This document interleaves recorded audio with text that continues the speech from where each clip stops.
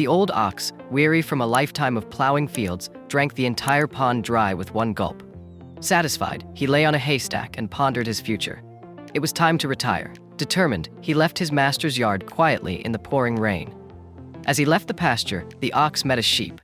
The sheep, who had spent her life providing wool, feared she would soon be slaughtered for meat. The two decided to journey together to find a peaceful place for their retirement. For 3 months, they traveled through the biting autumn winds, eventually arriving at a forest. Descending a slope, the ox accidentally bumped into a wild boar, digging a hole to hide from a hunter.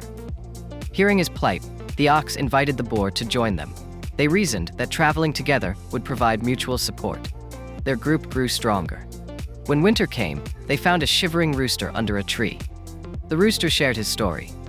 After a life of breeding for his master, he now faced being stewed in a pot. The rooster eagerly joined their quest for safety. Amid the harsh northern winter, the group faced relentless cold. The old ox encouraged them to keep moving, but the others, overwhelmed by the weather, stopped. The ox pressed on alone and found a cozy cabin with a warm fireplace. After the storm subsided, the other animals arrived, and the ox welcomed them without resentment. The cabin became their safe haven. However, a fox saw the rooster through the window. Tempted, the fox tried to pounce but was knocked back by the door, pushed open by the wild boar. Realizing he couldn't defeat the animals alone, the fox approached a wolf for help.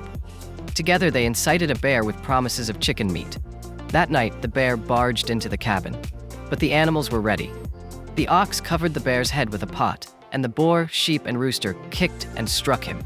Blinded and overwhelmed, the bear was gored by the ox's horns and driven out.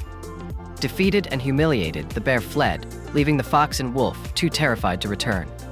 The animals in the cabin finally found the peaceful life they had long sought, free from fear and human interference.